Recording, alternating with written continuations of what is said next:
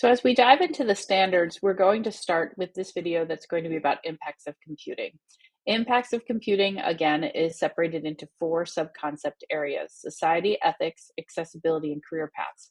There are 7 standards total within this concept area. You can see that you have 2 standards for society, 3 for ethics, 1 for accessibility, and 1 for career paths. So what we're going to do is we're going to jump to page 20 of that PDF, and we're going to dive into these standards. So what I'm going to really do is walk you through how to read the standards first, and then I'm going to give you the overarching idea, the just putting it into my own words, the K-12 spectrum of what the standard is asking for. This is definitely something that's worth you doing with your team to be able to pull apart maybe the nouns and verbs and then putting it into your own words. So here we are on the standards. At the very top, we'll see that it says impacts of computing. The blue band across the top is going to be your grade bands. Below that are your standard identifiers. So K1 is the first standard grade band.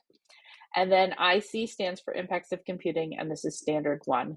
And you can see as it goes up, we have grade bands for K1, 2, 3, 4, 6, 7, 8, and 9, 12. So unlike your standards that you have for English, they're not grade specific, they're specific by grade band. So if you teach 9th grade, you have the same standards for 9 through 12 for your students. Along the left-hand side, you'll see this sub-concept area. So this one happens to be society. So we're going to start there, and we're going to look at this first one. And this first standard is really saying, how do we investigate the changes in technology, and how do they influence our culture, equity, and communication?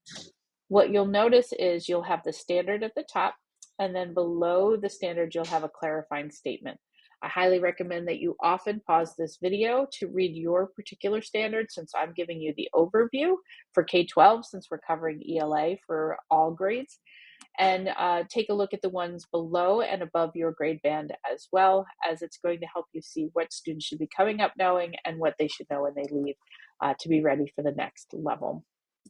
As we go down to as we go down to society, impacts of computing 2, starting with kindergarten and going up to grade 12.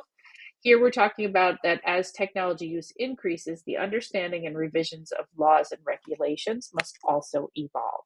So we might start by talking about classroom rules, and by the end, we might be debating the laws and regulations on how we develop and use technology.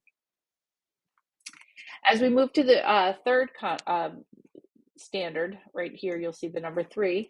Here we're talking about impacts of computing along the lines of ethics. For this one, we're really looking at processing real-world events and information that requires students to think and act ethically. So this is a great one to be talking about vocabulary, to be able to explain to our students what ethics actually means. You can start with good behavior versus bad behavior, and then really get into talking about the ethics of technology in our current events and things that are actually happening in the real world.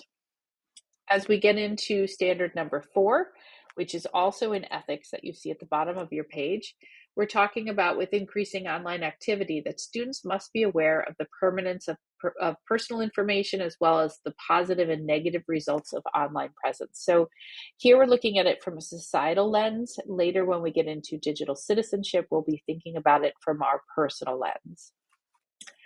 And then as we get into the next standard for ethics, you'll note that there is not a standard for the K1 grade band. That you don't have to worry about this standard as much, but once you get into 2nd and 3rd grade, you are going to be thinking about the standard for ethics.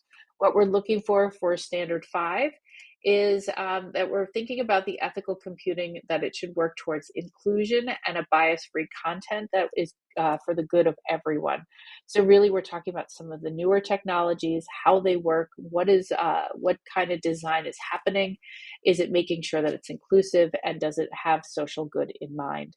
Great time to bring in machine learning and artificial intelligence, virtual reality into the classroom. So having your students explore, you don't have to be an expert. No, nobody does with these. It's just exposing them to our students and having them think about the design and what it can and can't do for others online.